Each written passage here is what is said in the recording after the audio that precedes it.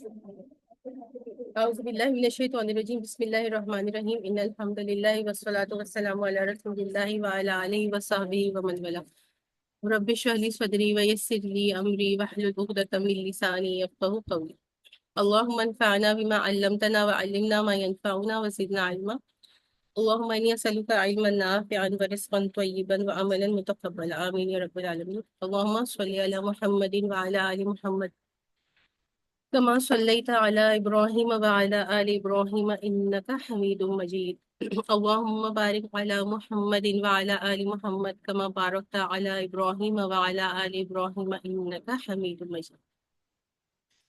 تو انشاءاللہ آیا نمبر 23 سے سٹارٹ کریں گے، لیکن اس سے پہلے جو لاسٹ ویک کی دعا تھی وہ کون سنائے گا؟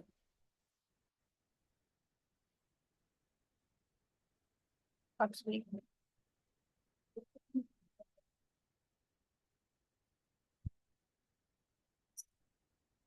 کوئی نہ کوئی ایک جو ہے آپ میں سے جو ہم لاسٹ ویک دعا کرتے ہیں میں شیئر کرتی ہوں وہ سنا دیا کریں۔ سمیرا آپ سنائیں گی؟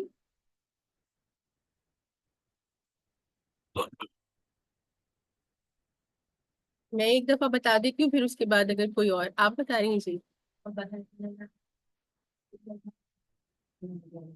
اچھا، یہ تو ہم نے اس میں کی تھی نا، اور جو گروپ میں نے شیئر کی تھی اللہم، اللہ کی رضا مانگنے والی دعا۔ اچھا کوئی بات نہیں، کوئی بات نہیں، میں بتا دیتی ہوں۔ اللہم انی اسألک رضاک والجنہ واعوذ بک من سخطک والنار۔ میں دیکھ لیجیے گا، یہ بچے ہی دیکھتے ہوں گے میں گروپ میں ساتھ۔ تو ویسے ہی ہم مانگتے ہیں اللہم انی اسألک الجنہ واعوذ بک من النار، ایک ایک ورڈ ایڈ کرنا ہے۔ اللہم انی اسألک رضاک والجنہ واعوذ بک من سخطک، سخط مطلب غصہ، والنار۔ کوئی اور سنائے گا؟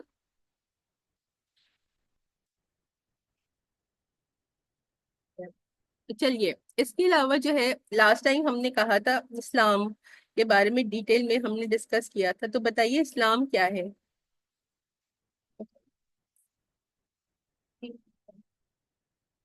جی، فضیلہ کہہ رہی ہے مطیع اور فرما بردار ہونا، یہ تو اس کے لٹرل ڈکشنری میننگز ہو گئے۔ اور ویسے شریعت میں اسلام یا مسلمان ہونے کا کیا مطلب ہے؟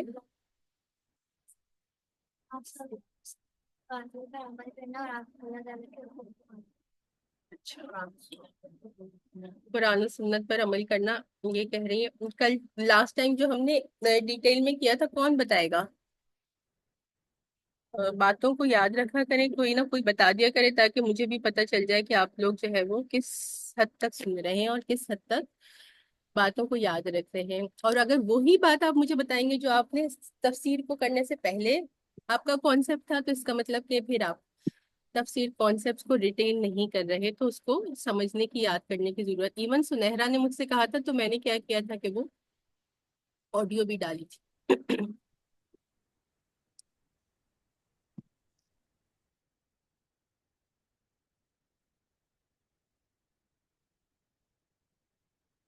کافی سارے لوگ تو وہی ہیں جو لاسٹ ٹائم تھے۔ کسی کا آئی فون آ رہا ہے تو وہ آپ اپنا نام چینج کر لیجئے، اور آپ میں سے جلدی سے کوئی بتا دے کہ اسلام کا ایکچوئل مطلب کیا ہے۔ حضرت السلام علیکم۔ وعلیکم السلام ورحمۃ اللہ وبرکاتہ۔ جی آنٹی۔ آ، جی، اسلام کا مطلب ہے فرما بردار، سر تسلیم خم کر دینا ہے، اور وہ اصول اور احکامات جو آدم علیہ السلام سے لے کر حضرت صلی اللہ علیہ وسلم تک لے کر آئے ہیں وہ اسلام ہے۔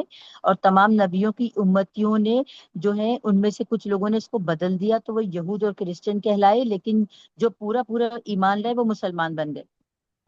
جی جزاک اللہ۔ دیکھیں شیرین آنٹی نے بالکل صحیح بتایا ہے کہ انبیاء کرام جو بھی شریعت اور احکامات لائے تھے وہ اسلام تھا، اور جنہوں نے ان کی پیروی کی آدم علیہ السلام سے لے کر نبی کریم صلی اللہ علیہ وسلم تک، جو نبی جو بھی شریعت اور احکامات لے کر آئے تھے اس کو جس نے فالو کیا یا اس کو جس نے مانا اور اس کی پیروی کی، اطاعت کی، تو وہ شخص مسلمان ہے۔ ٹھیک ہے، اور یہ اس کے عام مطلب ہو گئے، اور خاص مطلب کیا ہو گیا جو میں نے بتایا تھا کہ تمام شریعتیں جو اب منسوخ ہو گئی ہیں، اور اب کون سی شریعت جو ہے وہ صرف جو ہے وہ قابل قبول ہے، وہ آپ صلی اللہ علیہ وسلم کی شریعت محمدیہ صلی اللہ علیہ وسلم ہے۔ تو اب خاص اسلام کی کیا ڈیفینیشن ہوگی کہ شریعت محمدیہ صلی اللہ علیہ وسلم کو ماننا، اس کو فالو کرنا، قرآن و سنت کی پیروی کرنا ہی اسلام ہے۔ تو اب یہ جو ہے وہ سلسلہ کنٹینیو رہے گا کہ ایک یا دو کویشچنز میں لاسٹ تفسیر کے سیشن سے پوچھوں گی، اور خاص طور پر جو دعا میں شیئر کروں گی وہ بھی میں کسی نہ کسی سے ضرور سنا کروں گی۔ ابھی تو شروع ہے، تو آپ میں سے کسی کو جنرلی میں کہہ رہی ہوں، اور پھر بعد میں نام لے کر بھی کہا کروں گی کہ آپ دعا سنائیے، ورنہ تو پھر آپ لوگ کبھی یاد نہیں کریں گے۔ آج کا آیہ نمبر 23 سے سٹارٹ کرتے ہیں۔ اعوذ باللہ من الشیطان الرجیم، بسم اللہ الرحمن الرحیم۔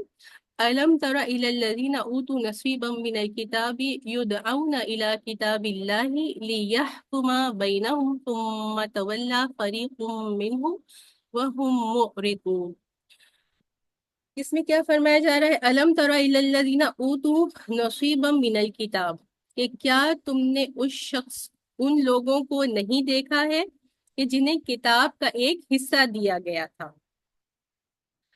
اب کس طرح سے؟ یدعون الی کتاب اللہ، کہ انہیں بلایا جاتا ہے اللہ کی کتاب کی طرف، لیحکم بینہم، تاکہ وہ ان کے درمیان فیصلہ کر دے۔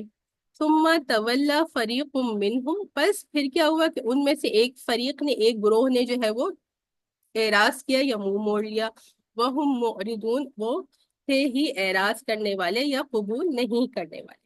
تو اب یہ کس کے بارے میں بات کی جا رہی ہے کہ وہ لوگ کہ جنہیں کتاب کا ایک حصہ دیا گیا تھا،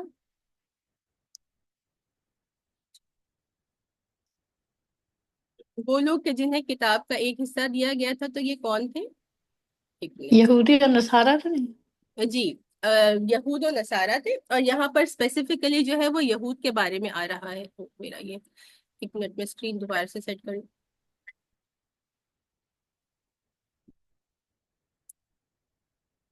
اچھا، اب اس کیا کہا جا رہا ہے ان کے بارے میں کہ انہیں کتاب کا ایک حصہ دیا گیا تھا، یعنی کہ کتاب کے علم کا ایک حصہ۔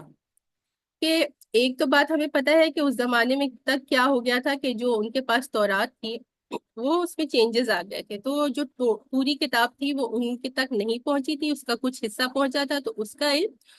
اور ویسے بھی کوئی بھی کتاب ہو، بے شک وہ تورات ہو، یہاں پر اس کے بارے میں بات کیا جا رہا ہے، یا قرآن کے بارے میں، کہ اگر کوئی کہتا ہے کہ مجھے کتاب کا علم ہے، تو اس کا مطلب کیا ہوتا ہے کہ کوئی اس بات کا دعویٰ نہیں کر سکتا کہ مجھے کتاب کا مکمل علم۔ ایک علم جو ہوتا ہے وہ اس کا کچھ فریکشن آف دا ہول ہوتا ہے، کہ اللہ کے جو کلام ہے، اللہ کا جو کتابیں ہیں، اس میں اتنی ڈیپتھ ہے کہ کوئی انسان اس کو مکمل طور پر سمجھنے کا جو ہے وہ دعویٰ نہیں کر سکتا۔ تو اس وجہ سے اوتو نصیبا من الکتاب، کتاب کا ایک حصہ دیا گیا تھا، کہ جو علماء تھے یہود کے، وہ تورات کو پڑھتے تھے، اس کو سمجھتے تھے۔ ان کے بارے میں کیا کہا جا رہا ہے؟ یدعون الی کتاب اللہ، کہ انہیں بلایا جاتا ہے اللہ کی کتاب کی طرف، تاکہ وہ ان کے درمیان فیصلہ کر دے۔ تو یہ وہی بات ہے جو پہلے بھی ہم کافی مرتبہ کر چکے تھے، کہ کیونکہ وہ آپ صلی اللہ علیہ وسلم کے بارے میں جانتے تھے، اور اس کے بعد بھی وہ اعراض کر رہے تھے، آپ کو نہیں مانتے تھے، تو ان کو یہ کہا جا رہا ہے کہ اپنی کتاب یعنی تورات کی طرف جاؤ، اور وہاں سے جو ہے وہ فیصلہ کرو، کہ تمہیں جو کنفیوژن ہو رہا ہے آپ صلی اللہ علیہ وسلم کے نبی آخر ہونے میں، اور تم ان پر ایمان نہیں لاتے ہو، تو تم اپنی کتاب کی طرف رجوع کرو، اس کی طرف جاؤ، تورات کی طرف، اور جو ہے وہ تمہارے لیے فیصلہ کرے گی کہ اگر تم تورات کو کھولو گے، اس کو پڑھو گے، تو اس میں آپ صلی اللہ علیہ وسلم کے بارے میں جو ہے وہ کلیئرلی تمہیں بتا دیا گیا ہے، اور پھر اس میں یہ بھی بتا دیا گیا ہے کہ نبی آخر صلی اللہ علیہ وسلم جب آئیں گے تو تمہیں ان پر ایمان لانا ہے، اور تمہیں قرآن کی جو ہے وہ شریعت پر جو ہے وہ عمل کرنا ہے۔ تو یہ یہاں پہ بات آ رہی۔ تو پھر کیا ہوا کہ ثم تولی فریق منہم، پہ ان میں سے جو ہے ایک فریق نے، یعنی اکثر لوگوں نے جو ہے ان میں سے ایسے تھے کہ جنہوں نے اس کو قبول نہیں کیا، منہ موڑ لیا، اعراض کیا۔ وہم معرضون، اور وہ تھے ہی اعراض کرنے والے، کہ وہ قبول کرنے والے ہی نہیں تھے۔ تو اس کے بارے میں ایسا نہیں تھا کہ تمام لوگوں نے جو ہے وہ اس کو جھٹلا دیا، بلکہ اس میں کچھ ایسے لوگ تھے کہ جنہوں نے اس کو قبول بھی کیا تھا، جیسے عبداللہ بن سلام تھے، انہوں نے اس کو قبول کیا تھا، قریب آ جائے، کوئی بھی نہیں ہے۔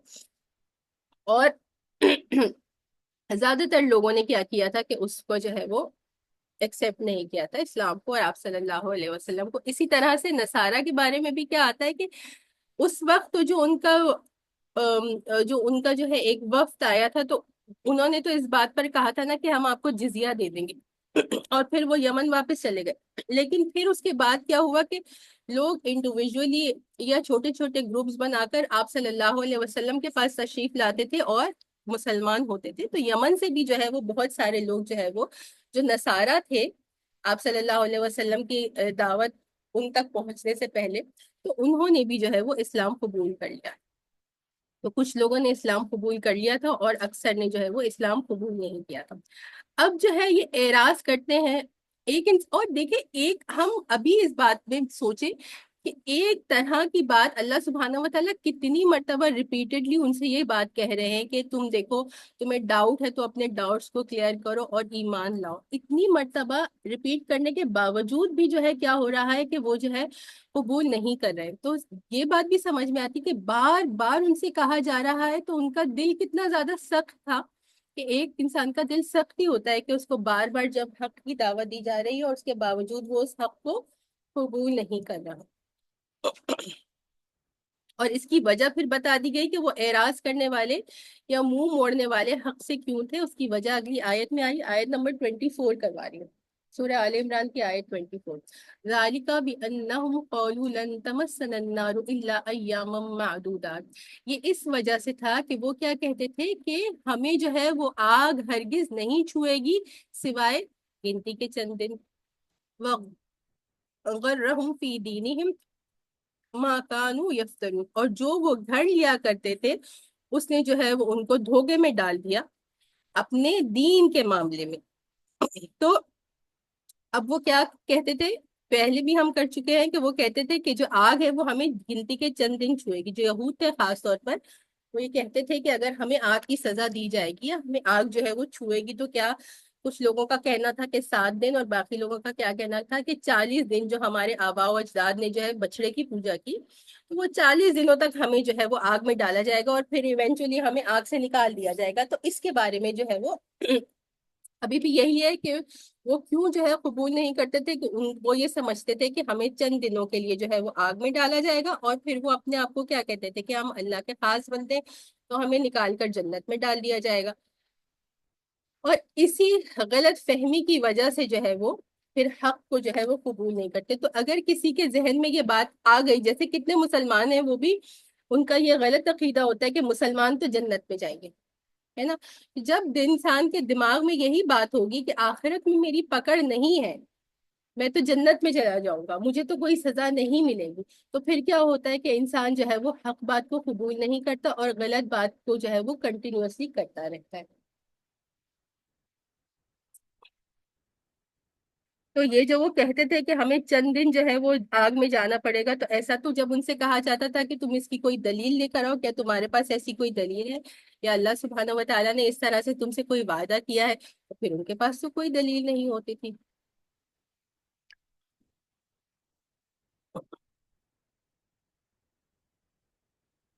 اور پھر قیامت کے دن انہی کے معاملے کے بارے میں آ رہا ہے، آیت نمبر 25 ہے، فَكَيْفَ إِذَا جَمَعْنَاهُمْ لِيَوْمٍ لَا رَيْبَ فِيهِ۔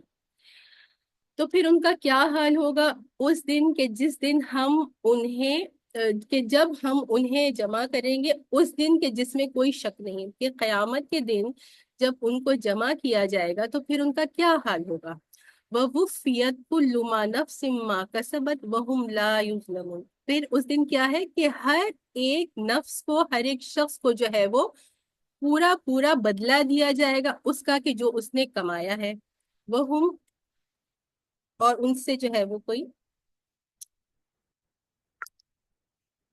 جو ہے اسکرین پہ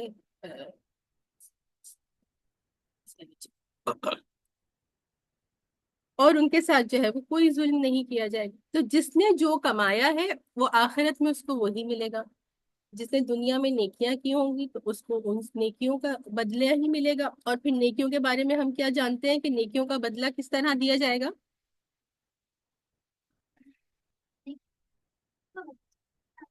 جنت میں۔ اچھا، نیکیوں کا بدلہ کس طرح دیا جاتا ہے؟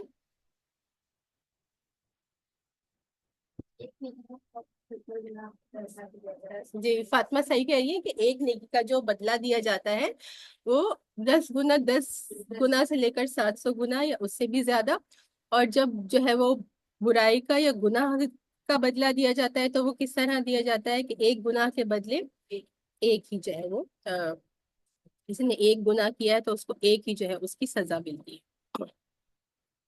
تو پورا پورا پورا دیا جائے گا کہ اللہ سبحانہ و تعالیٰ تو ظلم کرنے والے نہیں، جس نے نیکی کی ہے اس کو اس کا بھی پورا بدلہ ملے گا، بلکہ اس سے بڑھ کر ہی ملے گا۔ جس نے گناہ کیا ہوگا اس کو اسی طرح سے اس کا بدلہ ملے گا۔ اور اللہ سبحانہ و تعالیٰ سے تو کوئی اس بات کا وہ نہیں کر سکتا کہ خدا نہ خواستہ کہ کوئی ظلم کیا جائے۔ تو انسان کو پھر کیا دیکھنا ہے کہ میں نے دنیا میں کیا کمایا ہے، کہ جو میں کماؤں گا اسی طرح سے جو ہے پھر مجھے اس کا بدلہ دیا جائے گا۔ اب یہ آیہ نمبر 26 ہے جو اکثر لوگوں کو زبانی یاد بھی ہوتی ہے، اس کا شان نزول ہے وہ ہم دیکھیں گے۔ قل اللہم مالک الملک تؤتی الملک من تشاء وتنزع الملک ممن تشاء وتعز من تشاء وتذل من تشاء بیدک الخیر انک علی کل شیء قدیر۔ تو اب آپ صلی اللہ علیہ وسلم جہاں پر بھی قل آتا ہے تو قل کا کیا مطلب ہوتا ہے کہ اللہ سبحانہ و تعالیٰ رسول اللہ صلی اللہ علیہ وسلم سے کہہ رہے ہیں کہ آپ اس طرح سے کہیے، اس طرح سے کہیے۔ پھر آگے جو بات ہو رہی ہے اللہم مالک الملک تؤتی الملک من تشاء، اللہم سے کیا بات سمجھ میں آتی ہے؟ جہاں سے بھی کوئی اے اللہ، ہاں لیکن اے اس کا مطلب تو اے اللہ ہے نا، لیکن اس سے کیا بات سمجھ میں آتی ہے؟ یہ دعا ہے۔ جو دعائیں ہوتی ہیں عربی میں یا تو وہ اللہم سے سٹارٹ ہوتی ہیں یا پھر ربی سے سٹارٹ ہوتی ہے۔ جی ربی سے سٹارٹ ہوتی ہے۔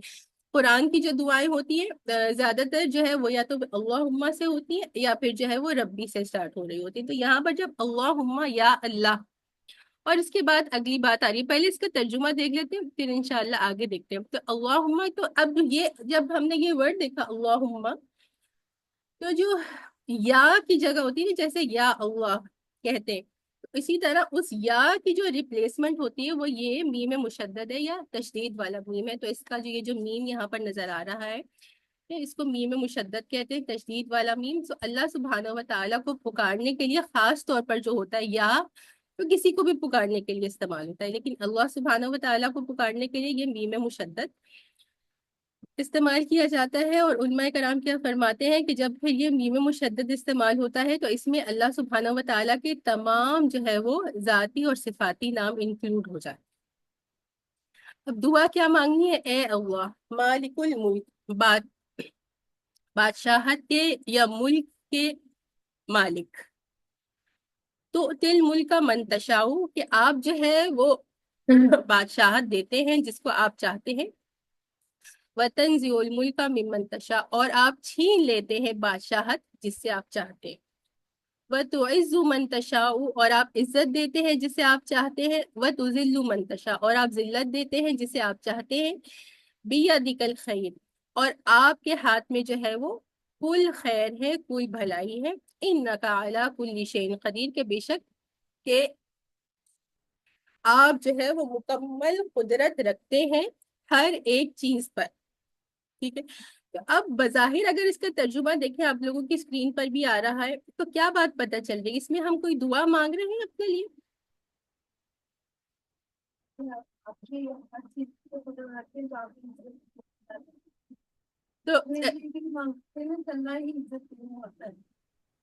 تو دیکھیے یہ ایک تو دعا ہوتی ہے کہ اے اللہ آپ ہمیں دے دیں، یا کہ جیسے ہم کہتے ہیں اللہم انی اسألک الجنہ، تو ہم جنت کا سوال کر رہے ہیں۔ یہاں پر اگر ترجمے میں آپ دیکھیں تو یہاں پہ ہم اللہ سے کسی چیز کا سوال کر رہے ہیں، کسی چیز کا۔ ہیلو، اللہ جی جی بتائیے۔ نہیں یہ خاص طور پر یہ خاص طور پر اللہ تعالیٰ کی بڑائی اس میں اور بلندی بیان کی گئی ہے کہ اللہ تعالیٰ بہت بلند ہے اور وہ جو چاہیں کر سکتے ہیں، ہر چیز پر قادر ہیں۔ بے شک، تو یہی بات ہے۔ تو دیکھیے دعا کرنے کا ایک اسلوب یہ بھی ہوتا ہے کہ جس سے دعا کر رہے ہیں اس کی بڑائی، اس کی جو ہے وہ عظمت اور اس کے ہاتھ میں کیا کچھ ہے اس کے بارے میں بیان کیا جائے۔ ٹھیک ہے، اس کا تو یہاں پر یہی بات ہے کہ کیا کہا جا رہا ہے کہ اقتدار کل اللہ سبحانہ و تعالیٰ کے پاس ہے، تو جسے چاہے وہ دے اور جس سے چاہے وہ چھین لے۔ اور اسی طرح سے دوسری کیا بات کی جا رہی ہے کہ کل عزت جو ہے وہ اللہ کے پاس ہے، کہ جسے چاہے کہ اللہ سبحانہ و تعالیٰ عزت دیتے ہیں اور جسے چاہے اللہ سبحانہ و تعالیٰ ذلت دیتے ہیں، اور تمام خیر اور بھلائی اللہ ہی کے ہاتھ میں ہے۔ اور پھر کیا ہے کہ وہ ہر ایک چیز پر مکمل طور پر قدرت رکھنے والے۔ تو اس طرح سے اللہ سبحانہ و تعالیٰ کی بڑائی اور اللہ سبحانہ و تعالیٰ جو آپ کا پاور ہے اس کے بارے میں بات کی جا رہی ہے، تو پھر اس کا مطلب کیا ہوتا ہے کہ آپ ہی کے ہاتھ میں سب کچھ ہے، تو آپ بہتر جانتے ہیں کہ مجھے کس چیز کی ضرورت ہے، تو آپ مجھے وہ عطا کریں۔ تو یہ دعا کرنے کا ایک طریقہ ہوتا ہے کہ جو ہے وہ جی روبینہ آپ کو کیا کہنا ہے؟ جی السلام علیکم ورحمۃ وعلیکم اللہ وبرکاتہ۔ السلام۔ اس آیت کے حوالے سے میں صرف کہنا چاہ رہی ہوں کہ اللہ تعالیٰ نے یہاں پہ ایک بہت بڑی حقیقت بھی بیان کر دی ہے ہمارے سامنے، کہ ہم جو اپنی جھوٹی عزتوں جھوٹی اناؤں کے اندر قید رہتے ہیں نا، اور ہم کہتے ہیں فلاں نے عزت نہیں کی یا فلاں نے ہمیں جگہ نہیں دی، تو اللہ تعالیٰ یہ سراسر اللہ تعالیٰ کا کام ہے کہ وہ کس نے اس سے کسے عزت دینی اور کسے نہیں دینی عزت۔ تو اگر ہم صرف یہ دیکھیں کہ اللہ تعالیٰ ہم سے کہہ کیا رہے ہیں، تو ہم اپنی بہت ساری باتوں کو خود ہی پہچاننا شروع ہو سکتے ہیں کہ اگر کسی نے عزت نہیں دی تو وہ کیوں نہیں دی۔ تو ساری چیزیں جو ہے نا اللہ سے شروع ہو کے اللہ ہی پر ختم ہوتی ہیں، اس میں انسانوں کا عمل دخل کہیں پہ بھی نہیں پایا جاتا۔ تو اس ریالٹی کو اس آیت میں اللہ تعالیٰ نے ایک بہت بڑی ریالٹی ہمارے سامنے کھول کے رکھ دی ہے۔ اگر ہم اس کی گہرائی کو سمجھے نا بے تو شک۔ ہمیں بہت سارے اپنے جواب مل جائیں گے، ہمارے ساتھ ایسے سلوک کیوں ہوتے ہیں، سوسائٹی وائز ہوتے ہیں یا خاندانوں میں ہوتے ہیں۔ تو بالکل ہمیشہ اپنا عمل جو ہے اللہ تعالیٰ چاہتے ہیں کہ ہم خود پہلے دیکھیں، کیونکہ اللہ تعالیٰ ہی دینے والے ہیں اور اللہ تعالیٰ ہی لینے والے ہیں۔ جی صحیح، جزاک بالکل اللہ۔ صحیح کہہ رہی ہے۔ اور جی زارا آپ کیا کہنا چاہ رہی ہیں؟ ہینڈ ریز کر السلام لیں گے علیکم تو مجھے ورحمۃ اللہ وبرکاتہ۔ وعلیکم السلام اس ورحمۃ اللہ۔ اس آیت میں یہ بھی ہے کہ اللہ تعالیٰ کے ہاتھ میں حکومت ہے بیسیکلی۔ پہلے اللہ نے یہود و نصارہ کو حکومتیں دی تھی کیونکہ وہ کائنڈ آف اللہ تعالیٰ نے اسلام کیونکہ ان کی طرف بھیجا تھا تو وہ اس کو فالو کرنے والے تھے، تو اللہ نے حکومت ان کو دی۔ بے تو شک۔ اللہ تعالیٰ کا دنیا کو چلانے کا ایک طریقہ ہے، وہ یہی ہے کہ جو اللہ کے دیے ہوئے احکامات کی پابندی کرے گا اللہ ان کے ہاتھ میں حکومت دے گا۔ وہ احکامات جو ہے نا صرف اللہ تعالیٰ کی وحدانیت نہیں ہے، وہ سوسائٹی میں بیلنس، مورل ویلیوز، یہ ساری چیزیں بھی کائنڈا جو ہیں وہ سوسائٹی کو چلانے کے لیے امپورٹنٹ ہیں۔ بے تو شک۔ ابھی ہم دیکھتے ہیں نا کہ مسلمانوں سے حکومت چھین لی گئی ہے۔ جی اس کی ریزن سجدوں کی کمی نہیں ہے۔ ہم نے ایسا میں یہ اسلام سمجھے کہ سجدوں کی کثرت اور روزوں کی کثرت ہے، لیکن مورلی کیونکہ مسلمان بہت ویک ہو گئے ہیں، جسٹس سسٹم کوئی نہیں ہے ہماری سوسائٹیز کے اندر، تو اس لیے اللہ نے ہم سے حکومت چھین کے ادھر کو دے دیا ہے، نان مسلمس کو دے دیا ہے۔ جی اور ابھی دیکھیں مسلمانوں کا کیا حال ہو رہا ہے، وہ یہی اللہ تعالیٰ بتا رہے ہیں کہ اللہ کے ہاتھ میں حکومت ہے۔ یہ نہ سمجھیں کہ اگر ہم نے اسلام قبول کر لیا تو ہم اللہ کے لاڈلے بن گئے، جیسے یہود و نصارہ نے پچھلی آیت میں بولا ہے کہ ہمیں ہرگز نہ چھوئے گی آگ مگر چند دن۔ تو یہ اسی آیت کا تسلسل ہے بیسیکلی، جی ہاں جو اللہ ہمیں یہ بتانا چاہ رہے ہیں کہ اگر ملک اسلام مطلب سوسائٹی میں بیلنس نہیں ہوگا، مورل ویلیوز آپ نہیں فالو کریں گے تو حکومت چلی جائے گی، اور وہ ہم دیکھ رہے ہیں کہ ہم سے حکومت چلی گئی ہے، اور اس کی ریزن یہی ہے کہ ہم مورلی بہت ویک ہو گئے ہیں۔ بالکل صحیح۔ ابھی آپ نے بہت اچھے پوائنٹس ڈسکس کیے جو مجھے آگے ڈسکس کرنے تھے، اس پہ الحمدللہ۔ اب تھوڑا سا اس کے شان نزول دیکھ لیتے کہ ان دونوں آیات کا جو ہے وہ ایک شان نزول ہے کہ کیا ہوا تھا کہ 5 ہجری میں کون سی غزوہ پیش آئی تھی؟ غزوۃ الاحزاب۔ کہ غزوۃ الاحزاب میں کیا ہوا تھا کہ 10,000 جو ہے وہ مکہ سے بھی عرب کے لوگ، قریش مکہ بھی، اور ان کے علاوہ بھی مختلف قبیلوں سے جو ہے وہ لوگ جمع ہوئے تھے، اور پھر جو ہے وہ 10,000 کا لشکر جو ہے وہ مسلمانوں سے مقابلہ کرنے کے لیے مدینے کی طرف آ رہا تھا۔ تو آپ صلی اللہ علیہ وسلم کو جب اس کے بارے میں پتہ چلا تو پھر اس وقت تک حضرت سلمان فارسی رضی اللہ عنہ جو ہے وہ ایمان لے آئے تھے، تو انہوں نے کیا سجیسٹ کیا تھا کہ ہم جو ہے وہ خندق، مدینے کے باہر جو ہے وہ خندق کھود دیں گے۔ تو اس وقت آپ صلی اللہ علیہ وسلم نے اس تجویز کو پسند فرمایا اور یہ منظوری دے دی کہ مدینے سے باہر جو ہے ہم خندق کھودیں گے، اتنی گہری خندق کھودیں گے کہ جو ہے وہ دشمن جو ہے مدینے سے باہر ہی رہے اور مدینے سے اندر نہ آ سکے۔ تو پھر ایسے ہی ہوا کہ جو ہے وہ ایک ایک مسلمان کو جو ہے وہ 10-10 ہارٹ کا الاٹ کر دیا گیا تھا کہ ایک صحابی جو ہے ان کو کتنا جو ہے وہ حصے خندق کا کھودنا ہے۔ ایک ایک جو مسلمان تھے ان کو 10-10 ہاتھ کا جو ہے وہ حصہ مل گیا تھا کہ آپ کو اس کو کھودنا ہے۔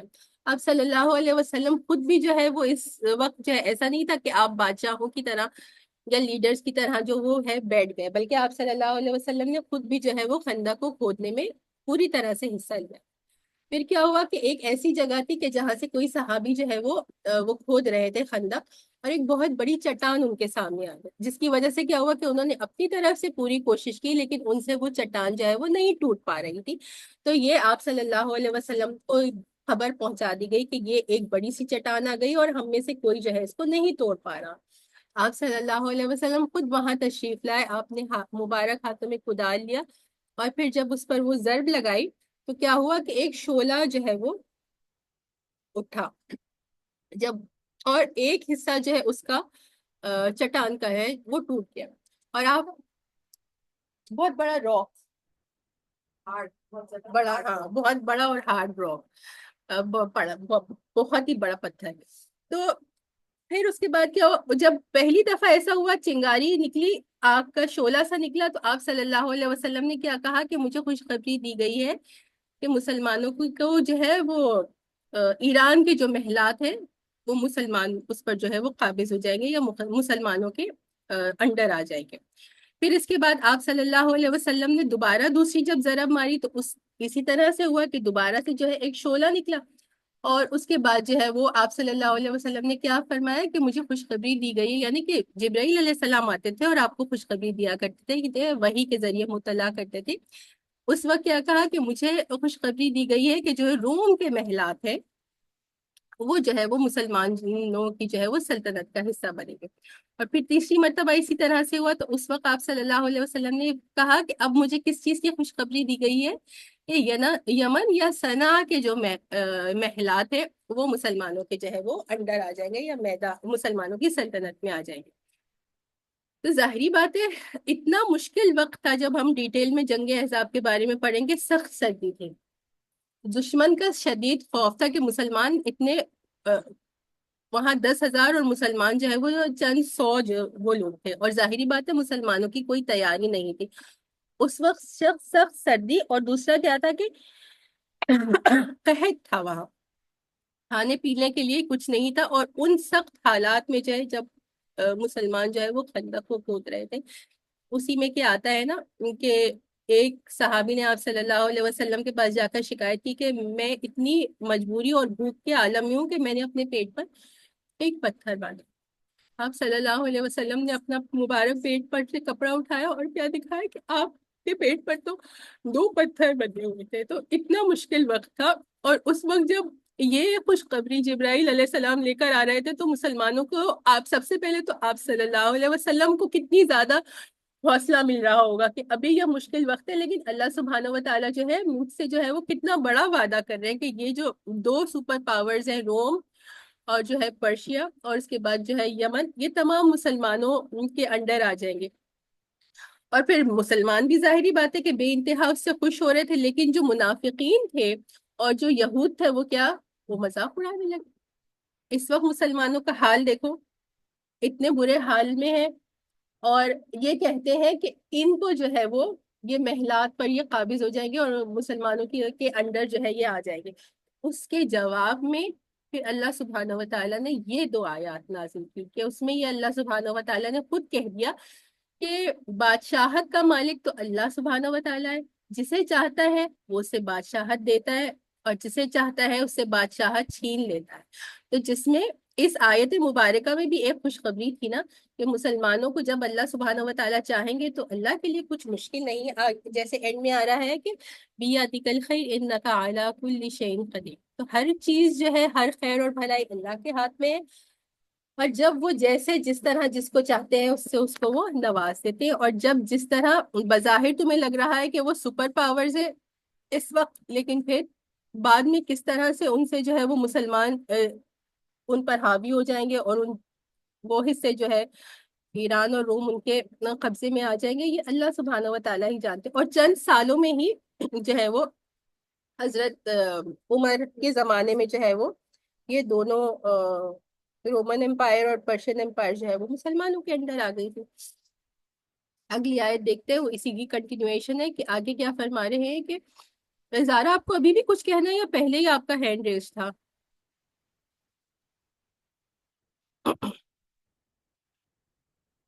اچھا آیہ نمبر 27 وَتُولِجُ اللَّيْلَ فِي النَّهَارِ وَتُولِجُ النَّهَارَ فِي اللَّيْلِ وَتُخْرِجُ الْحَيَّ مِنَ الْمَيِّتِ وَتُخْرِجُ الْمَيِّتَ مِنَ الْحَيِّ. تو اب اللہ سبحانہ و تعالیٰ کے بارے میں ہے کہ تو ہی رات کو دن میں داخل کرتا ہے اور دن کو رات میں داخل کرتا ہے، اور تو ہی ہے جو بے جان چیز میں سے جاندار کو برآمد کر لیتا ہے اور جاندار میں سے بے جان چیز کو نکال لیتا ہے. وَتَرْزُقُ تَشَاءُ بِغَيْرِ حساب، اور جسے چاہتا ہے تو ہی رزق دیتا ہے بغیر حساب کتاب کی، کہ جس کو جتنا چاہتے ہیں کہ اللہ سبحانہ و تعالیٰ اس کو اتنا ہی جو ہے وہ رزق عطا کرتے ہیں. تو یہ پہلے تو بادشاہت کے بارے میں بات آ گئی اور عزت کے بارے میں بات آ گئی. اب کس کے بارے میں بات آ رہی ہے؟ جو نظام چل رہا ہے دن اور رات کا جو نظام ہے اس کے بارے میں بات کی جا رہی ہے کہ جب اللہ سبحانہ و تعالیٰ چاہتے ہیں کہ تو دن کے کچھ حصے کو رات میں داخل کر دیتے ہیں، اور جب چاہتے ہیں رات کے کچھ حصے میں کو دن میں داخل کر دیتے ہیں. تو اس سے کیا مراد ہے کہ سردیوں اور گرمیوں میں ہم دیکھتے ہیں نا کہ سردیوں میں کیا ہوتا ہے، راتیں لمبی ہو جاتی ہیں. ہاں، تو دن کا کچھ حصہ رات میں داخل ہو جاتا ہے اور رات جو ہے وہ لمبے ہو جاتے ہیں. اور گرمیوں میں اس کا برعکس ہو جاتا ہے، کیا ہوتا ہے کہ رات کا کچھ حصہ جو ہے وہ دن میں داخل ہو جاتا ہے، اب دن لمبا ہو جاتا ہے اور راتیں چھوٹی ہو جاتی ہیں. تو یہ ہے تولج اللیل فی النہار وتولج النہار فی اللیل وتخرج الحی من المیت وتخرج المیت من الحی. کیا نکالتے ہیں؟ زندہ میں سے مردے کو نکالتے ہیں. تو اس کی کیا وہ ہو جائے گی، جیسے جاندار مرغی ہے اس کے اندر سے انڈا نکل آتا ہے، اور جاندار جو یہ ہے درخت ہوتا ہے اس میں سے بیج نکلتے ہیں. اور وَتُخْرِجُ الْمَيِّتَ مِنَ الْحَيِّ، اور مردہ نکالتے ہیں زندہ میں سے. جی، بیج میں سے درخت، جی زندے میں، بالکل. تو اسی طرح سے تو یہ ایک نارمل اس کی مثال ہو گئی، اور دوسری اس کی مثال کیا ہوتی ہے، جو دوسرا ہے کہ زندہ میں سے مردہ نکالنا اور مردے میں سے زندہ نکالنے کی، کہ جیسے ایک جو کافر ہوتا ہے اس کے گھر جو ہے وہ مسلمان پیدا ہو جاتا ہے. اس چیز کی سب سے بڑی مثال کیا ہے؟ ابراہیم علیہ السلام کی. تو ان کے جو والد تھے آزر، وہ تو بت بناتے تھے، ان کے گھر سب سے بڑے موحد، سب سے بڑے توحید پرست ابراہیم علیہ السلام پیدا ہوئے. اور پھر اس کو اپوزٹ کیا مثال ہو جاتی ہے کہ کسی مسلمان کے گھر کوئی کافر بھی پیدا ہو جاتا ہے. جیسے اس کی کیا مثال ہے؟ نوح علیہ السلام. نوح علیہ السلام کے گھر جو ہے ان کے ویسے 4 بیٹے تھے، جن میں سے 3 بیٹے تو مسلمان ہو گئے تھے، اور ایک جو چوتھا بیٹا تھا وہ ایمان نہیں لایا. اسی طرح سے اس زمانے میں ایسا ہوتا تھا. اور ایسا بھی ہو سکتا ہے کہ دیکھیں تو کہ کسی عالم کے گھر جاہل پیدا ہونا، کہ دیکھا جائے ایسے تو ہماری آبزرویشن میں بھی آتا ہے نا، دیکھیں تو باپ جو ہے وہ بہت زیادہ دیندار اور علم والا تھا، اور ماں باپ دونوں لے سکتے ہیں، اور پھر ان کے بچے جو ہے وہ بالکل ہی بے دین پیدا ہو گئے.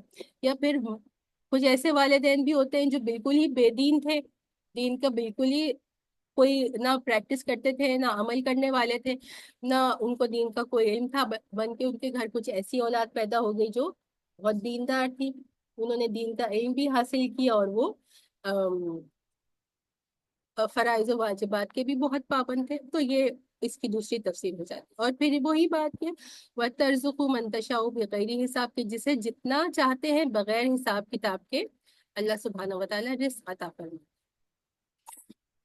اب ایک اور ٹاپک آ رہا ہے جو کہ کافی مرتبہ قرآن پاک میں آیا ہے. پہلی مرتبہ ڈیٹیل میں جو آیت پراپر آ رہی ہے وہ یہاں پر آ رہی ہے کہ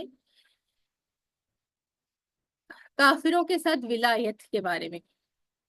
لا تتخذ المؤمنون الکافرین اولیاء من دون المؤمنین، کہ مت بنائے مومن کافروں کو کیا اپنا ولی مومنوں کے سوا. یہاں پر جو بات کی جا رہی ہے نا وہ ولایت کے بارے میں بات کی جا رہی ہے. ابھی ہم دیکھتے ہیں کہ ولایت کا مطلب کیا آ رہا ہے.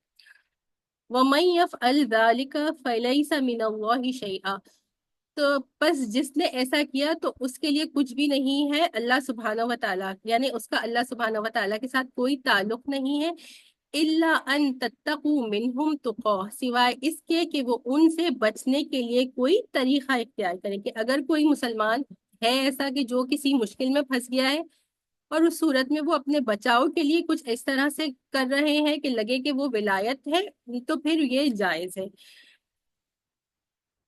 وَيُحَذِّرُكُمُ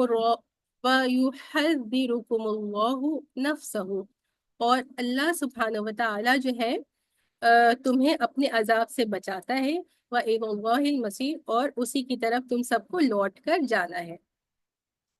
تو اب یہاں پر بات ہم کس بارے میں کریں گے؟ نارمل اگر اس کو ہم دیکھا جائے تو یہ کچھ لوگ اس کو پڑھیں گے ترجمہ، اور ترجمے میں کیا لکھا آ رہا ہے کہ مومن لوگ مسلمانوں کو چھوڑ کر کافروں کو اپنا یار و مددگار، ہاں یہاں پر میرے پاس یار و مددگار نہ بنائے۔ تو دیکھیں جو تعلقات ہوتے ہیں نا اس کے بھی ڈفرینٹ لیولز ہوتے ہیں۔ تو ایک جو تعلق ہوتا ہے جس کی یہاں پہ ممانعت کی جا رہی ہے وہ ولایت ہے، یعنی دلی رشتے، بہت زیادہ پکی دوستی، ایسی دوستی کہ جو ہے آپ کا اٹھنا بیٹھنا کھانا پینا خوشی غمی فائدہ نقصان سب کچھ ایک ہو جائے، تو ایسے تعلق کو ولایت کہتے ہیں۔ تو جو ممانعت آ رہی ہے وہ کس بات کی ممانعت آ رہی ہے؟ ایسے تعلق کی کہ آپ کا اتنا پکا تعلق، دلی تعلق کافروں کے ساتھ نہیں ہونا چاہیے۔ جو دلی تعلق ہے وہ کس کے ساتھ ہونا چاہیے؟ وہ صرف مسلمانوں کے ساتھ ہی ہونا چاہیے۔ یہاں پر کہ جو انسان کی زندگی کا مقصد کیا ہے؟ زندگی کا مقصد تو عبادت ہے اللہ سبحانہ و، تو آپ جب کسی کے ساتھ دوسرا انسان ہے تو اس کے ساتھ جب ہم رشتہ بناتے ہیں تو رشتہ بنانے کی بنیاد پہ میں حدیث شریف میں کیا آتا ہے کہ من ابغض للہ واحب للہ ومنع للہ واعطى للہ فقد استکمل الایمان، کہ جس نے جو ہے وہ کسی سے بغض رکھا اللہ کے لیے، کسی نے کسی سے محبت کی کس کے لیے؟ صرف اور صرف اللہ کے لیے، کسی نے کسی سے کو کسی چیز سے روکا تو وہ اللہ کے لیے، اور کسی نے کسی کو کچھ دیا تو وہ بھی صرف اللہ کے لیے، تو بس اسی شخص کا ایمان کامل۔ تو رشتے کی بنیاد جو ہے وہ اللہ کی محبت پر ہونی چاہیے۔ تو آپ ایسے شخص سے کیسے دلی رشتہ بنا سکتے ہیں یا اتنی گہری دوستی رکھ سکتے ہیں کہ جو کہ اللہ کو مانتا ہی نہیں، جو توحید پرست ہی نہیں ہے؟ سمجھ آ رہی ہے بات؟ بالکل بالکل، یہ پوائنٹ بھی ابھی مجھے ڈسکس کرنا تھا جو عائشہ نے کہہ دیا کہ کیا ہوتا ہے کہ جب ہم کسی ایسے شخص کے ساتھ رہتے ہیں جو کسی گناہ کا شکار ہے، یعنی کہ وہ توحید میں بلیو نہیں رکھتا، وہ شرک میں بلیو رکھتا ہے، تو ابھی تو اس کی بات لیتے پھر اور بھی مثالیں لیں گے۔ تو کیا ہوتا ہے کہ وہ جو شرک کے پہلے تو ہم اس کے ساتھ رہتے رہتے شروع میں وہ ہمیں چیز بری لگتی ہے، لیکن ایک چیز کنٹینیوسلی جب ہم دیکھتے رہتے ہیں تو پھر کیا ہوتا ہے ہمارے دل میں اس کی جو نفرت ہے وہ وقت کے ساتھ وہ نفرت ختم ہو جاتی ہے۔ تو شرک کے لیے جتنی نفرت دل میں ہونی چاہیے، آپ ان کے ساتھ جو ہے وہ دلی رشتہ بنا لیں گے تو وہ شرک کی جو نفرت ہے وہ ختم ہو جائے گی۔ اگر ہم پسند کریں گے تو پھر وہ اگر وہ نماز پڑھ لے تو ہمیں بھی اتنا خیال کرے گا۔ بالکل بالکل صحیح بات ہے جی۔ ہاں تو میں ابھی بتا رہی ہوں، ابھی تو ہم یہ صرف بات کر رہے ہیں نا ولایت کی۔ ولایت اتنا دلی رشتہ کہ آپ اٹھنا بیٹھنا کھانا پینا کاروبار کرنا سب ان کے ساتھ کر رہے ہیں، یہ نہیں کرنا چاہیے، ٹھیک ہے؟ اس کے بعد اور کون سے لیولز ہیں اس کے بارے میں ابھی ہم بات کرتے ہیں۔ اور جیسے یہ بھی کہہ رہی ہیں تو ایسا بھی ممکن ہے کہ کسی کا اپنا ایمان اگر کمزور ہو اور وہ ایسے لوگوں کے ساتھ مسلسل اٹھتا بیٹھتا ہے تو وہ اپنے ایمان سے بھی ہاتھ دھو بیٹھتا ہے۔ اس وجہ سے جو ولایت ہے وہ کسی کافر کے ساتھ نہیں ہونی چاہیے۔ اس کے بعد جو بات آتی ہے کہ ہمارے دل میں ان کے لیے ہمدردی کا جذبہ ہو، تو اب جیسے فاطمہ کہہ رہی ہے کہ ہم ان کو دعوت و تبلیغ کر کے اور ان کو بھی دین کی طرف لا سکتے ہیں، تو ہمدردی ہونا اس سے منع نہیں کیا گیا، ہمدردی ہونی چاہیے، ان کے ساتھ اچھے اخلاق کے ساتھ پیش آنا یہ بھی ضروری۔ آپ صلی اللہ علیہ وسلم جب غیر مسلم آپ کے پاس خاص طور پر مدینہ منورہ میں وفود آتے تھے تو آپ صلی اللہ علیہ وسلم کے ان سے برا سلوک کرتے تھے؟ تو بہت اچھا سلوک کرتے تھے، ان کو مسجد نبوی میں رکھتے تھے، صحابہ سے کہتے تھے کہ ان کا جو ہے وہ ہر طرح سے خیال کیا جائے۔ تو یہ ہمدردی کا جذبہ بالکل ہونا چاہیے، اچھے اخلاق سے جو ہے وہ بالکل ان کے ساتھ جو ہے وہ پیش آنا چاہیے۔ پھر کیا بات آ جاتی ہے تیسری بات کیا آ جاتی ہے ان کے ساتھ؟ معاملات۔ تو معاملات میں کیا آ جاتا ہے؟ لین دین اور تجارت۔ تو وہ اس صورت میں جائز ہے کہ اس کی وجہ سے جو ہے وہ مسلمانوں کو کوئی نقصان نہ ہو۔ آپ کی تجارت کی وجہ سے، آپ کے معاملات ان کے ساتھ ہونے کی وجہ سے اگر مسلمانوں کو نقصان پہنچ رہا ہے تو پھر اس صورت میں ان کے ساتھ معاملات نہیں ہونے چاہیے. تو یہ والی بات اگر تو یہاں پر اسی چیز سے منع کیا جا رہا ہے کہ ولایت کا جو رشتہ ہے، دلی محبت کا جو رشتہ ہے، وہ صرف جو ہے وہ مسلمانوں ہی کے ساتھ ہونا چاہیے، ان کے علاوہ کسی کے ساتھ نہیں ہونا چاہیے. پھر جس کا ولایت کا رشتہ ہوگا کافروں کے لیے، ان کے لیے پھر کیا وعید آ رہی ہے، وَمَن يَفْعَلْ ذَلِكَ فَلَيْسَ مِنَ اللَّهِ فِي شَيْءٍ. بس جو اس طرح سے کرے گا تو پھر اس کا اللہ کے ساتھ کوئی رشتہ، کوئی تعلق نہیں ہے، سوائے ان کے کہ اللہ ان تتقوا منہم تقا، سوائے ان کے کہ وہ جو کچھ جو ہے وہ اپنا بچاؤ کے لیے کوئی تدبیر اختیار کر رہے ہیں. تو اگر کوئی کسی مشکل میں پھنس گیا ہے اور وہ اس طرح کی کوئی تدبیر اختیار کرتا ہے کہ جس سے لگے کہ ان کی جو ہے ان سے بہت زیادہ دوستی ہے، تو پھر اس طرح سے جائز ہے. اللہ سبحانہ و تعالیٰ جو ہے وہ تمہیں جو ہے وہ بچاتے ہیں اپنے آپ سے، کہ اللہ سبحانہ و تعالیٰ تمہیں صحیح اور غلط کو بتا کر اور اپنے عذاب سے بچا رہے ہیں، اور پھر اللہ سبحانہ و تعالیٰ ہی کی طرف سب کو لوٹ کر جانا ہے. اور پھر یہی کیونکہ ولایت جو ہے انسان کے دل میں ہوتی ہے نا. اور پھر یہ جو بات کرتی کہ اگر کسی مجبوری کے تحت کوئی تدبیر تم اختیار کر رہے ہو تو پھر اس کو جائز کہا گیا. تو کون انسان جو ہے وہ دلی رشتہ بناتا ہے اور کون انسان جو ہے وہ ایک ٹیکٹک ہے اور مجبوری کے تحت یہ کر رہا ہے، تو یہ دلوں کا معاملہ ہے. تو یہی اگلی آیت آ رہی ہے کہ قل ان تخفوا ما فی صدورکم او تبدوہ یعلمہ اللہ، کہ اب آپ صلی اللہ علیہ وسلم سے فرمایا جا رہا ہے کہ آپ کہہ دیجئے، لوگوں کو بتا دو کہ جو کچھ تمہارے دلوں میں ہے تم اسے چھپاؤ یا ظاہر کرو، اللہ سبحانہ و تعالیٰ اسے جان لے گا. وَيَعْلَمُ مَا فِي السَّمَاوَاتِ وَالْأَرْضِ، اور وہ مکمل علم رکھنے والا ہے جو کچھ آسمانوں میں ہے اور جو کچھ زمین میں ہے. وَاللَّهُ عَلَى كُلِّ شَيْءٍ قَدِيرٌ، اور اللہ سبحانہ و تعالیٰ ہر چیز پر جو ہے وہ مکمل قدرت اور اقتدار رکھنے والے. تو یہی بات ہے کہ جو کچھ بھی تمہارے دلوں میں ہے، بظاہر تم ایک عمل کرتے ہو لیکن تمہارے دلوں میں کچھ اور ہے، تو اللہ سبحانہ و تعالیٰ اس کو جانتے ہیں. اور جو ہے وہ جو کچھ، یہی نہیں کہ تمہارے دلوں میں جو کچھ ہے اس کو جانتے ہیں، بلکہ آسمان اور زمین میں جو کچھ بھی ہے وہ اللہ سبحانہ و تعالیٰ اس کو جانتے ہیں. اور اس اللہ سبحانہ و تعالیٰ کی مکمل قدرت ہے ان تمام چیزوں پر جو کچھ بھی آسمان و زمین میں موجود ہے. اور پھر قیامت کے دن یوم تجد کل نفس ما عملت من خیر محضرا، کہ اس دن کے جب ہر ایک نفس پائے گا جو کچھ اس نے کیا ہے خیر میں سے اپنے سامنے حاضر.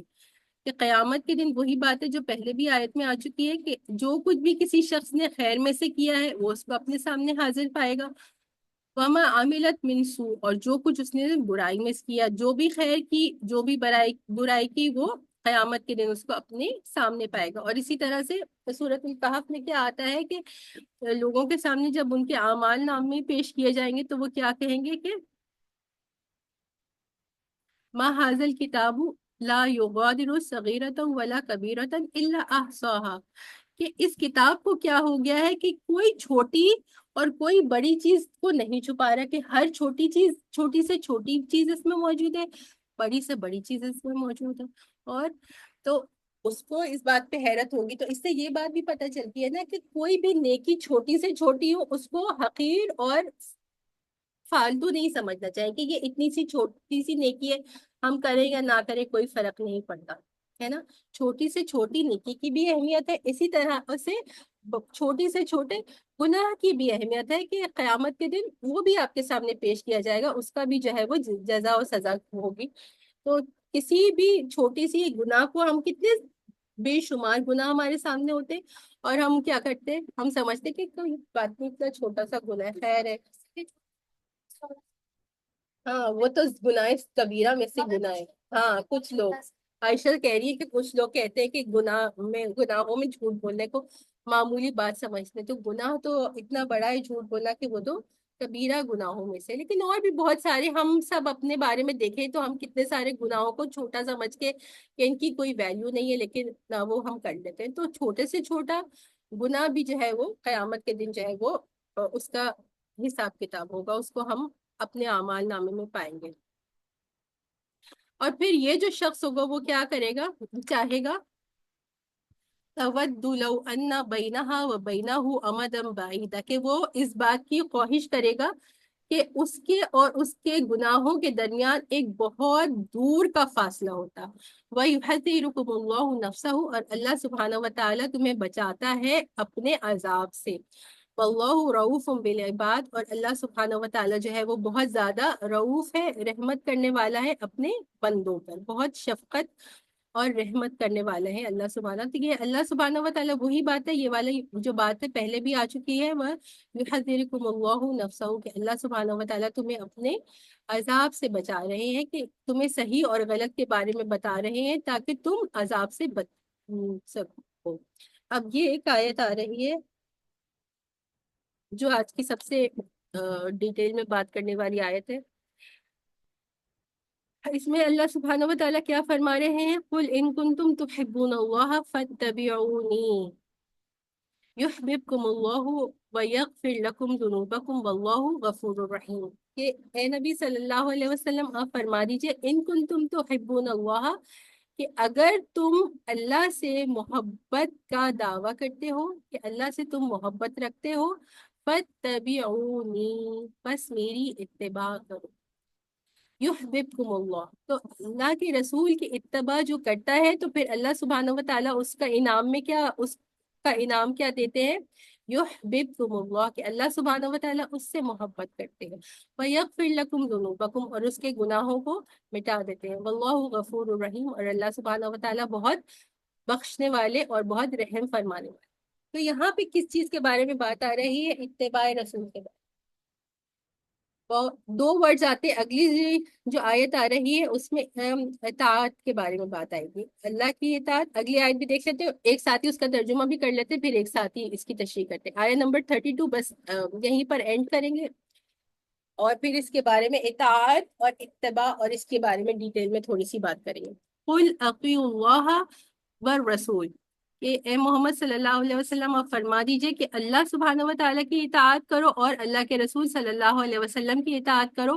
فَإِن تَوَلَّوْا، پس پھر اگر وہ منہ موڑ لیں، فَإِنَّ اللَّهَ لَا يُحِبُّ الْكَافِرِينَ، پس پھر اللہ سبحانہ وتعالیٰ جو ہے وہ کافروں سے محبت نہیں کرتے یا ان کو پسند نہیں فرماتے۔ تو دو چیزیں آ گئی اس پہلی آیت نمبر 31 میں، ایک ورڈ آ رہا ہے، کیا ورڈ آ رہا ہے، فَاتَّبِعُونِی، اتباع رسول، اور اگلی آیت میں کیا آ رہا ہے، اطاعت رسول۔ تو ان دونوں میں کیا ڈفرنس ہے، کسی کو اس کا ڈفرنس پتہ ہے کہ اتباع میں اور اطاعت میں کیا ڈفرنس ہوتا ہے؟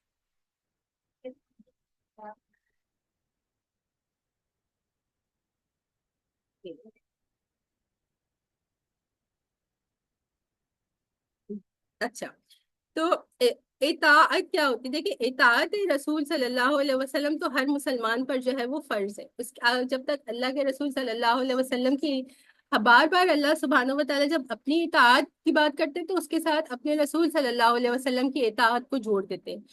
تو جو احکامات آپ صلی اللہ علیہ وسلم نے دیے ہیں کہ یہ کرنا ہے، یہ نہیں کرنا، یہ ایسے کرنا ہے، یہ ایسے نہیں کرنا ہے، اس کو فالو کرنا آپ صلی اللہ علیہ وسلم کی اطاعت کرنا، کہ حلال و حرام احکامات جو آپ صلی اللہ علیہ وسلم نے دیے ہیں، جو شریعت کا طریقہ آپ صلی اللہ علیہ وسلم نے بتایا ہے، اس کو فالو کرنا اطاعت رسول ہے، جو کہ سب پر جو ہے وہ فرض ہے۔ سارٹ آف ابھی آگے دیکھتے ہیں پھر اس کے بعد کہ جس چیز کو آپ نے جو ہے وہ حلال کیا وہ حلال ہے، اور جس چیز کو آپ نے حرام کہا وہ حرام ہے۔ احکامات کی جہاں تک بات آتی ہے تو احکامات کو فالو کرنا یہ اطاعت میں آ جاتا ہے۔ جیسے لیڈر ہوتا ہے، وہ آپ کو جو احکام، ہمارے سب سے لیڈر کون ہے، وہ رسول اللہ صلی اللہ علیہ وسلم۔ جیسے ایک لیڈر ہوتا ہے، وہ جو اپنی ٹیم کو آرڈرز دیتا ہے وہ ٹیم کو ماننا ضروری ہے نا، اسی طرح سے آپ صلی اللہ علیہ وسلم نے جو ہمیں آرڈرز دیے ہیں ان کو فالو کرنا وہ اطاعت رسول ہے، جو کہ ضروری ہے، ٹھیک ہے۔ اب یہاں پہ کیا بات آ رہی ہے، وہ اتباع رسول۔ تو اتباع رسول میں کیا بات آ جاتی ہے کہ آپ صلی اللہ علیہ وسلم کے زندگی گزارنے کا جو طریقہ ہے اس کو فالو کریں۔ یہ اتباع رسول ہے کہ آپ صلی اللہ علیہ وسلم نے اپنی زندگی میں کس کام کو کس طرح سے کیا. آپ صلی اللہ علیہ وسلم جی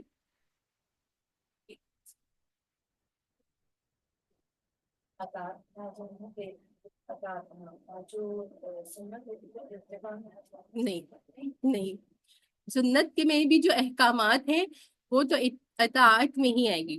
اتباع میں کیا باتیں آ جاتی ہیں کہ آپ صلی اللہ علیہ وسلم اپنا جو ہے وہ رات کو سوتے کیسے تھے، آپ بیٹھتے کیسے تھے، آپ کپڑے کیسے پہنتے تھے، آپ خوشبو کس طرح سے لگاتے تھے، آپ تیل کس طرح سے لگاتے تھے، آپ جو ہے وہ سرما کس طرح سے لگایا کرتے تھے، آپ کے جو نالین مبارک تھے وہ کیسے تھے. تو یہ جو ڈیٹیلز ہوتی ہیں، بہت سارے لوگ ہوتے ہیں الحمدللہ، ابھی 20 لوگ آن لائن ہیں اور سامنے بھی اتنے سارے لوگ ہیں، تو کسی نہ کسی نے سیرت کے بارے میں کوئی نہ کتاب زندگی میں ایک دفعہ تو سیرت کی کتاب پڑھی ہی ہوگی، ہے نا.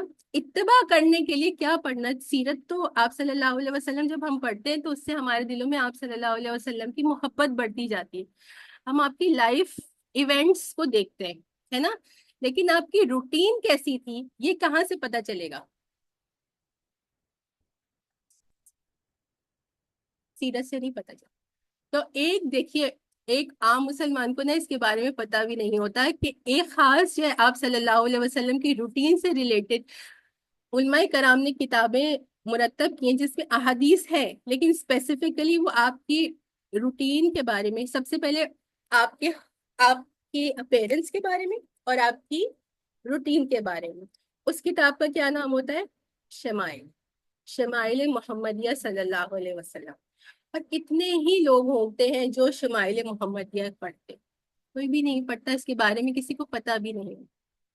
سب سے جو فیمس شمائل ہے وہ امام ترمذی، جنہوں نے جامع ترمذی کی احادیث کو کلیکٹ کیا ہے، تو انہوں نے جو ہے وہ آپ صلی اللہ علیہ وسلم کے شمائل محمدیہ صلی اللہ علیہ وسلم بھی جمع کیا ہے، کہ جس میں ان تمام چیزوں کے بارے میں ہے کہ آپ اپنی زندگی کیسے گزارتے، آپ کا مختلف لوگوں کے ساتھ کس طرح سے رویہ ہوا کرتا.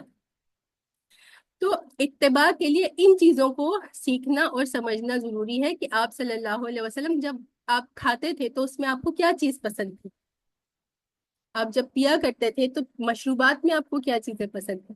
تو ان چیزوں کو جب ہمیں پتا ہوں گے تو ہم اسے فالو کریں گے نا، اور جب ہم اسے فالو کریں گے تو پھر یہ اتباع میں شامل ہو جائے. آپ کی زندگی گزارنے کا طریقہ کیسا تھا اس کو اسی طرح سے فالو کرنا ہے. اتباع اتباع تھوڑی سی سمجھ میں آئے گی، اس کی مزید ابھی تھوڑی سی اور مثالیں دیتی ہوں، لیکن یہ آیت پہلے دیکھ لیتے ہیں. تو اگر کوئی اللہ سبحانہ و تعالیٰ سے محبت کا دعویٰ کرتا ہے، ہم سبھی اللہ سبحانہ و تعالیٰ سے محبت کا دعویٰ کرتے ہیں، ٹھیک ہے، تو دعویٰ کرنا تو بہت آسان ہوتا ہے. اب جب آپ نے کسی چیز کا دعویٰ کر دیا تو اس کو آپ کا کیا کرنا ہے، اب اس کی پریکٹیکل ڈیمونسٹریشن بھی تو دکھانی کہ تمہارے عمل سے تو ظاہر ہو کہ تم اللہ سے محبت کرتے ہو. اللہ سے اگر محبت کے دعوے دار ہو تو اس کو پریکٹیکلی کیسے ڈیمونسٹریٹ کرو کہ آپ صلی اللہ علیہ وسلم کی اتباع کرو گے، تو یہ اس بات کا پروف ہوگا، اس بات کا ثبوت ہے کہ تم اللہ سے محبت کرنے والے. کتنی بڑی بات ہے اگر ہم سوچیں اس کو. پھر اور جو اتباع رسول کرے گا اس کے بارے میں کتنی بڑی بات آ رہی ہے کہ اللہ سبحانہ و تعالیٰ اس سے محبت کریں گے. یحببکم اللہ، کہ اتباع رسول کرنے والے سے اللہ سبحانہ و تعالیٰ محبت کرتے ہیں اور اس کے گناہوں کو معاف کرنے والے. تو کچھ انسیڈنٹس دیکھ لیتے ہیں ہم کہ کون کون سے تھے. ایک تو جیسے ابھی میں آپ کو بات بتا رہی تھی کہ ایک حضرت انس بن مالک سے ایک حدیث شریف آتی ہے کہ کسی نے دیکھا ایک دن کہ حضرت انس بن مالک جو ہے وہ کدو جو ہے وہ بہت شوق سے کھا رہے تھے. تو انہوں نے سوال کیا کہ آپ کدو اتنے شوق سے کیوں کھا رہے ہیں؟ تو انہوں نے کہا کہ ایک مرتبہ میں رسول اللہ صلی اللہ علیہ وسلم کے ساتھ جو ہے وہ کسی کی دعوت میں گیا تھا، اور میں نے آپ صلی اللہ علیہ وسلم کو دیکھا تھا کہ آپ شوربے میں سے جو ہے وہ کدو کے ٹکڑے لے لے کر جو ہے وہ کھا رہے تھے. تو اس کے بعد پھر انہوں نے کیا کہا کہ اس دن سے جو ہے وہ کدو کھانا میرے لیے بہت زیادہ محبوب ہو گیا. تو یہ اتباع کی ایک جو ہے وہ مثال ہے. ایک اور مثال جو ہے یہ جامع ترمذی کی حدیث میں ہی آتی ہے کہ ان کی ہے حضرت عمر رضی اللہ عنہ کی، ان کے جب وہ حجر اسود کے پاس ایک دفعہ وہ پہنچے اور پھر اس کو بوسہ دیا اور فرمایا کہ خدا کی قسم میں جانتا ہوں کہ تو ایک پتھر ہے، نہ تو نفع پہنچاتا ہے اور نہ تو نقصان پہنچاتا ہے، اور اگر میں نبی کریم صلی اللہ علیہ وآلہ وسلم کو تجھے بوسہ دیکھتے ہوئے نہ دیکھتا تو میں تجھے ہرگز بوسہ نہ دیتا۔ تو جو انہوں نے آپ صلی اللہ علیہ وسلم کو دیکھا کہ وہ جو ہے وہ بوسہ دیتے تھے حجر اسود کو جب وہاں سے گزرتے تھے، طواف کرتے تھے اس کے دوران، تو پھر انہوں نے بھی جو ہے وہ اس طرح سے کیا اور اس بات کو کلیئرفائی کیا کہ جو ہے وہ اس میں نہ کوئی نفع ہے اور نہ کوئی نقصان، بلکہ یہ کیا ہے، اتباع ہے آپ صلی اللہ علیہ وسلم کی، کہ انہوں نے ایسا کیا تھا تو اسی طرح سے جو ہے وہ حضرت عمر رضی اللہ عنہ نے بھی پائے۔ جی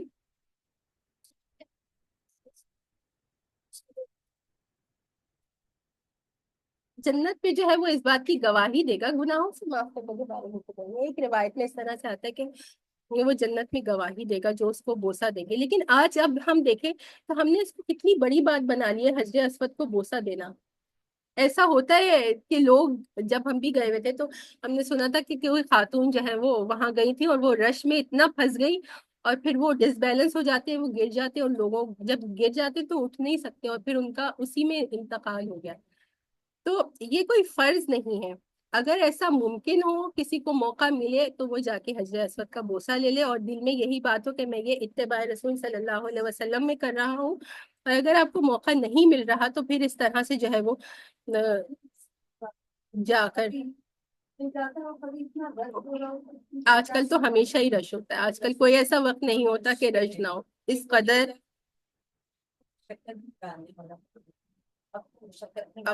جی۔ پھر ایک اور جو ہے وہ اتباع کی جو ہے وہ حدیث مبارکہ مسند بن حضرت احمد بن حنبل ان کی جو ہے وہ مسند سے میں کیا روایت آتی ہے کہ ایک دفعہ جو ہے وہ حضرت عثمان غنی رضی اللہ عنہ نے کیا کیا کہ ایک جگہ پر وہ تھے، انہوں نے وضو کا پانی منگوایا اور وضو کے پانی کو منگوا کر وضو کیا، اور وضو کرنے کے بعد جو ہے وہ مسکرانے لگے۔ پھر لوگوں سے کہا کہ تم مجھ سے کیوں نہیں پوچھ رہے کہ میں کیوں مسکرا رہا ہوں؟ تو کیا ہوا کہ لوگوں نے پوچھا کہ آپ کیوں مسکرا رہے ہیں، تو انہوں نے کہا کہ اسی جگہ پر آپ صلی اللہ علیہ وآلہ وسلم نے بھی جو ہے وہ وضو کیا تھا اور اس کے بعد آپ صلی اللہ علیہ وسلم مسکرانے لگے۔ تو صحابہ کرام نے آپ سے پوچھا کہ آپ کیوں مسکرا رہے ہیں رسول اللہ صلی اللہ علیہ وسلم؟ تو آپ نے فرمایا کہ جب انسان جو ہے وہ وضو کرتا ہے تو کیا ہوتا ہے، اپنے چہرے کو دھوتا ہے تو چہرے کے گناہ جو ہے وہ مٹا دیے جاتے، دھل جاتے ہیں، مٹا دیے جاتے ہیں۔ جب اپنے کوہنیوں کو تک ہاتھوں کو دھوتا ہے تو ہاتھوں کے گناہ جو ہے وہ مٹا دیے جاتے ہیں۔ جب سر کا مسح کرتا ہے تو سر کے گناہ جو ہے وہ مٹا دیے جاتے ہیں، اور جب پیروں کو دیتا ہوتا ہے تو پیروں کے گناہ جو ہے وہ مٹا دیے جاتے ہیں۔ تو الحمدللہ وضو سے متعلق بھی ہمیں پتہ چل گیا کہ جب انسان اچھے طریقے سے جو ہے وضو کرتا ہے تو اس سے جو ہے وہ گناہ جو ہے وہ مٹا دیے جاتے ہیں۔ لیکن انہوں نے جو یہ عمل کیا، حضرت عثمان نے یہ اتباع رسول میں کیا۔ جی آنٹی آپ کو کچھ کہنا ہے؟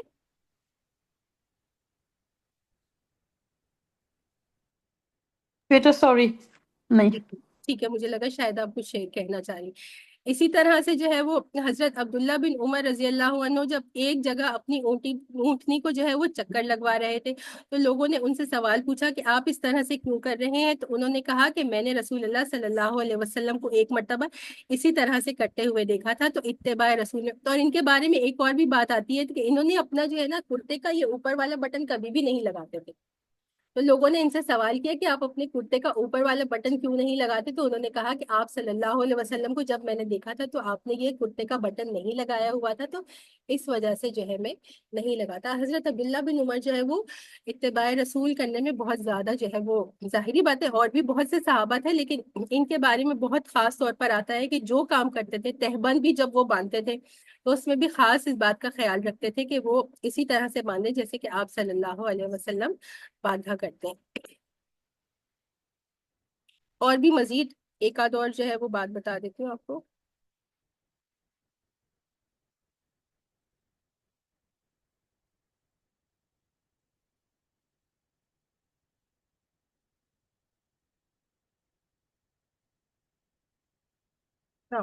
حضرت ابو دردہ رضی اللہ عنہ سے روایت ہے کہ ایک دفعہ ان کی جو ہے بیوی نے ان کو دیکھا کہ یہ ہر وقت بات جب بھی کرتے ہیں نا تو یہ مسکراتے رہتے ہیں۔ تو بیوی نے کہا کہ جب بھی آپ بات کرتے ہیں تو آپ مسکراتے کیوں رہتے ہیں؟ تو انہوں نے کہا کہ میں نے آپ صلی اللہ علیہ وسلم کو جب بھی دیکھا تھا تو آپ بات کرتے ہوئے مسکراتے تھے، اسی وجہ سے جو ہے میں بھی جب بات کرتا ہوں تو میں مسکراتا ہوں۔ تو یہ کچھ جو ہے وہ باتیں وہ ہو گئی۔ اچھا ایک اور جو ہے وہ ان کے بارے میں حضرت ابو بکر صدیق رضی اللہ عنہ، ان سے کیا تھا، دیکھیں جب انسان کا آخری وقت ہوتا ہے، جب وہ مر رہا ہوتا ہے، تو اس کو کیا کسی بھی چیز کا نہ ہوش ہوتا ہے، نہ جو ہے وہ کوئی وہ ہوتا ہے مطلب دنیا سے جاتے وقت کیسا ایک غشی کا عالم ہوتا ہے۔ اس وقت بھی آپ سوچیں کہ ان کی آپ صلی اللہ علیہ وسلم سے محبت کا عالم کیا تھا کہ انہوں نے کہا کہ ان کی بیٹی کو بلایا جائے، بی بی عائشہ رضی اللہ عنہا کو۔ تو جب ان کو بلایا گیا تو آپ نے ان سے کیا سوال کیا، پوچھا کہ آپ صلی اللہ علیہ وسلم کو جب کفن مبارک پہنایا گیا تھا تو وہ کتنے کپڑے تھا؟ تو انہوں نے کہا کہ 3 کپڑے۔ تو انہوں نے حضرت ابو بکر نے کیا وصیت کی کہ مجھے بھی اسی طرح سے 3 کپڑوں کا ہی کفن دے۔ پوری زندگی میں تو حضرت ابو بکر صدیق سے زیادہ آپ صلی اللہ علیہ وسلم سے نہ کوئی محبت کرنے والا تھا اور نہ ہی جو ہے آپ کی اتباع کرنے والا تھا، کہ اس کا عالم یہ دیکھیں کہ جب دنیا سے رخصت ہو رہے تھے تو اس وقت بھی اس بات کی فکر تھی کہ میرا کفن بھی جو ہو وہ آپ صلی اللہ علیہ وسلم کے کفن کے مشابہ ہو۔ تو یہ چیزیں ہوتی ہیں جو اتباع رسول میں آ جاتی ہیں کہ آپ صلی اللہ علیہ وسلم نے کس کام کو کس طرح سے کیا، کس چیز کو پسند کیا اور کس چیز کو جو ہے وہ ناپسند کیا، کہ ویسے تو جائز تھی لیکن آپ نے اس کو پسند نہیں کیا۔ یا جائز چیزوں میں سے آپ کو، جیسے آپ صلی اللہ علیہ وسلم کو سفید کپڑے پسند تھے، آپ صلی اللہ علیہ وسلم پینے میں کیا پسند فرمایا کرتے تھے؟ نبیذ جو ہے وہ پینے میں پسند فرماتے تھے۔ نبیذ کیا ہوتا ہے کہ پانی میں جو ہے وہ کچھ کھجوروں کو ڈال دیا جائے یا کشمش کو ڈال دیا جائے، تو جس کی وجہ سے جو ہے وہ مٹھاس اس کی آ جاتی ہے، اس کو کچھ عرصے چھوڑ دیا جائے اور پھر اس چیز کو پیا جائے۔ تو اس طرح سے ان چیزوں کو ہم کس طرح سے جان سکتے ہیں کہ ہم شمائل محمدیہ صلی اللہ علیہ وسلم، آپ صلی اللہ علیہ وسلم نے زندگی کو کس طرح سے گزارا۔ ہم سب جو ہے وہ جو ہے آپ صلی اللہ علیہ وسلم سے محبت کا دعویٰ تو کرتے ہیں نا، کوئی بھی ایسا مسلمان نہیں ہوگا جو نعوذ باللہ یہ کہے کہ مجھے آپ صلی اللہ علیہ وسلم سے محبت ہے۔ لیکن محبت کا تقاضا کیا ہے کہ ہم آپ صلی اللہ علیہ وسلم کے بارے میں زیادہ سے زیادہ جانیں اور زیادہ سے زیادہ سنتوں کو فالو کرنے والے ہیں۔ تو بس یہی تک ہے، الحمدللہ۔ میں ریکارڈنگ سٹاپ کر دیتی ہوں۔ سبحانک اللہم و بحمدک، نشہد ان لا الہ الا انت، نستغفرک و نتوب الیک۔